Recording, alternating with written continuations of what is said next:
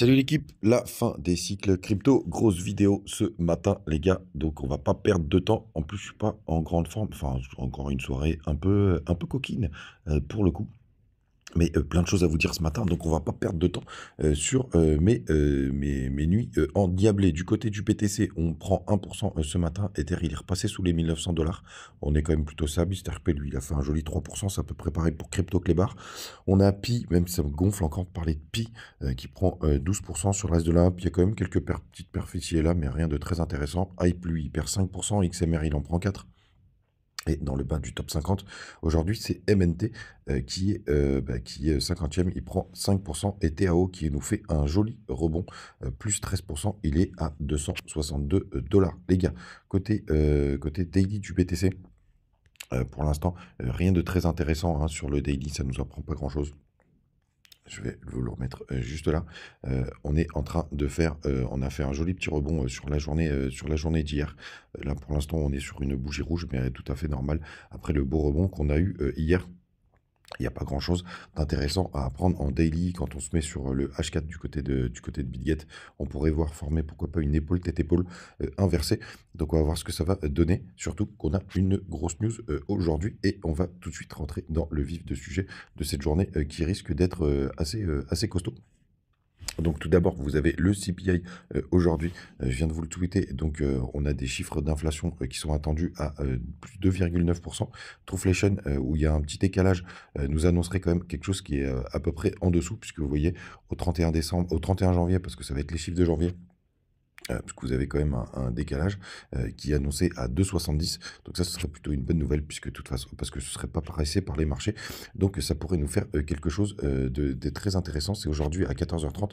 Qu'est-ce que ça peut nous donner? Un petit coup de fouet pour BTC, pour pumper, pourquoi pas. Dans les targets du rebond, bah forcément, vous avez toute cette zone qui a été pas mal travaillée. Et vous avez aussi, très important, le gap CME qui a été formé ce week-end. Vous voyez, et il monte tout simplement jusqu'au environ, on va le mettre comme ça, environ 87 000 $. Donc ça nous ferait quand même un peu moins de 10%, donc ça nous ferait un petit 8%. Pourquoi pas, on pourra avoir cette news catalysante du côté du CPI cet après-midi. Je réponds à la question, puisqu'il y a pas mal de monde qui me demande si je suis sorti du marché. Non, je ne suis pas sorti du marché. Et j'ai vu que c'était hyper tendu hein, quand je parle de sortir du marché. Pour le coup, d'ailleurs, ça me rassure pas quand je vois la tension. Et pourquoi je suis pas sorti? Bah, tout simplement parce qu'il y a beaucoup de cryptos qui sont sur support, qui ont pas mal performé. On a le Total 3 et c'est surtout surtout ça qui m'a fait ne pas sortir. C'est qu'on est sur un très très beau support sur le Total 3. Donc l'agrégation de toutes les cryptos. Tout simplement, sauf Ether et BTC de mémoire. Ouais, je crois qu'il n'y a pas Ether sur ce graphique. Et vous voyez, on est en train de jouer sur support. On est sur la zone entre les 0,5 et les 0,618 de toutes ces cryptos. Donc quand même une zone de rechargement assez importante. Donc je trouvais ça dommage de sortir après qu'on se le dise. Du côté du RSI qui a parfois de l'avance sur le cours, bah lui, pour le coup, il est plutôt baissier, hein. Vous voyez, il a cassé sa trendline assez long terme. Donc pour le coup, bah, il faudra quand même se méfier de ce côté-là. Et je voulais quand même vous montrer un truc, parce que vous avez cette grosse trendline qui peut être une zone d'ailleurs du côté du RSI. La trendline du RSI, elle est pas très, elle nous dit plutôt qu'on a fini le bull run du côté des alts. Puisque vous voyez qu'on est venu la titiller, qu'on a fait un nouveau plus haut pour faire une divergence derrière. Je vous montre la divergence. Hop, parce qu'elle est vraiment très très belle. Vous avez un top du côté du RSI et un top sur le cours. Et après, vous avez un plus haut avec un top plus bas. Là, pour le coup, une belle divergence. Et pour la confirmer, il faudra casser hop, les 43 points.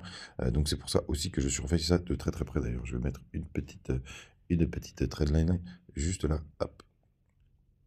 Elle est peut-être un peu grosse celle-là. Évidemment, on va modifier le nombre de points. Hop, tac.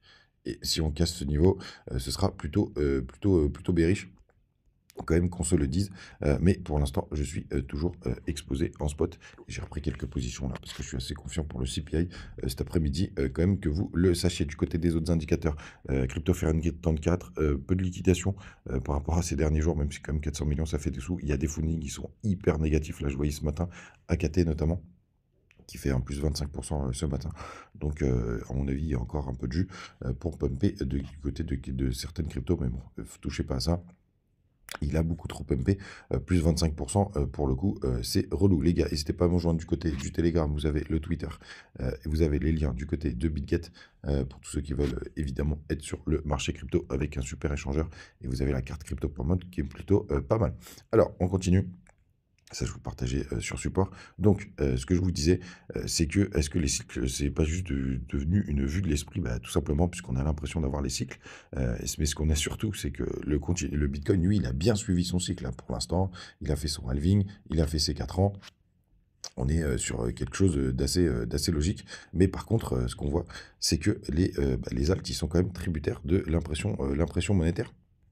Et c'est ça qui est, assez, important et vous avez un petit indicateur du côté de TradingView, pour ceux qui le cherchent, c'est la M2 Global Liquidity, pour le coup, bah, c'est ça qui est ce qui est intéressant. On va se passer en monthly, ce sera peut-être, un peu plus beau, c'est qu'on voit que, bah, les bull run, ils sont quand même, vachement, picousés, à la rentrée de liquidité. Donc ça, c'est vraiment toute la masse monétaire, qu'il y a sur les marchés et vous voyez, on va prendre l'exemple ici, c'était en 2018. Vous voyez, quand la base monétaire baisse, ben, on rentre en bear market. C'est à peu près pareil que ce qu'on a connu en 2021. Vous voyez, grosse chute de la masse monétaire, on rentre en bear market. Dans le passé, c'était à peu près pareil. Vous voyez, on a eu une petite chute, enfin, une chute importante juste là. Mais après, nous, on a une continuité de la montée et on voit bah, que là, il y a quand même pas eu de grosses impressions monétaires et bah, ce qui, du coup, qui ne suffisent pas pour les altcoins, hein, tout simplement. Vous voyez, on a on a une espèce de petit rebond juste là. On va passer en weekly. Ce sera peut-être un peu plus joli. Et donc, on voit bah, les alts, non, ils suivent beaucoup moins la cyclicité. Il nous faut un peu de liquidité. Alors, la bonne nouvelle, c'est qu'on a quand même une petite impression ces derniers temps. Il y a un petit décalage. Et je sais qu'il y en a pas mal qui ont essayé de faire des calculs pour savoir combien de temps il y a de décalage avant le pump. Mais grosso modo, là, il y a un petit décalage. Il y a un petit décalage qui est. Enfin, et encore, c'est pas toujours le cas. Je vais vous montrer pendant le bear market. Hop. Vous voyez, d'ailleurs, c'est assez impressionnant de voir le W du côté de la masse monétaire qu'on retrouve sur le cours. Vous voyez, c'était un chouille en avance. Hop, le W était juste avant et après on a eu une nouvelle impression. Mais ce qu'on voit, bah, c'est que l'impression, elle est quand même pas exceptionnelle et qu'on a besoin de ça du côté des altes pour pouvoir pumper. Désolé, il y a un peu de travaux là où je sais pas pourquoi d'ailleurs. Dans un hôtel, on fout des travaux quand même à cette heure-là. Mais bon, bref, c'est pas le sujet. Et donc, vous voyez qu'on a quand même une petite impression qui est revenue. Donc, je serais pas surpris aussi qu'on ait un petit rebond. Mais en tout cas, les cycles. Bah, Bitcoin, il continue de suivre ses cycles, mais les alts, on voit que leur cycle, bah, il est plutôt basé sur la masse monétaire. Et du coup, ce qui pourrait être intéressant, c'est que si on a un gros pump de la masse monétaire et du coup une grosse rentrée, bah, on pourrait casser complètement l'histoire des cycles de 4 ans et pourquoi pas avoir un bull run des alts enfin, en 2026. Et pourquoi ça fait le parallèle avec le fait que je ne sois pas sorti du marché, c'est que quand je vois la gueule de TH, sincèrement, j'ai pas envie de sortir. On est très proche d'Elo, même s'il a pas fait de nouveau. Alors lui, pour le coup, il est vraiment en ATH, en bear market pour le coup. Mais retester toute cette structure, regardez-moi, ça donne pas envie de sortir. Et ce serait quand même fou que TH ne fasse pas un nouveau plus. Regardez comment il retravaille toutes ces zones. Donc c'est vrai que c'est un petit peu compliqué, mais j'ai encore la possibilité de sortir parce qu'il y a quand même quelques indicateurs quand même qui sont assez contraignants. Mais sachez qu'en 2021, un truc quand même assez important, c'est que je me suis rendu compte que les indicateurs d'un bull run changent d'une année à l'autre, enfin d'un bull run à l'autre, et c'est pour ça aussi que je me méfie de certains indicateurs qui n'ont pas pop-up comme le P-Cycle, etc. Parce qu'en plus tout le monde les regarde, donc je fais vraiment attention à ça maintenant. Je ne serais pas surpris que tous ces indicateurs partent à la poubelle. Donc, on conserve les cycles, oui, pour Bitcoin, surtout pour Bitcoin. Mais pour les alts, il va falloir un peu d'impression monétaire, à mon avis. C'est ça qui va changer. Et d'ailleurs, bon, là, il y a pas mal de graphiques là sur le M2, pour le coup sur la masse monétaire, donc vous en trouverez des divers et variés. Mais en tout cas, celui-ci, il est pas mal du côté de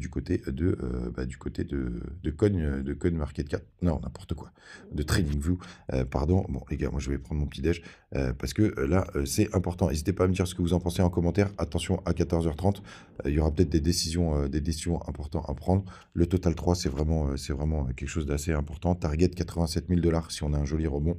Vous savez tout, les gars. Bitcoin dominance. On espère qu'elle va se faire un petit peu plus déglinguer.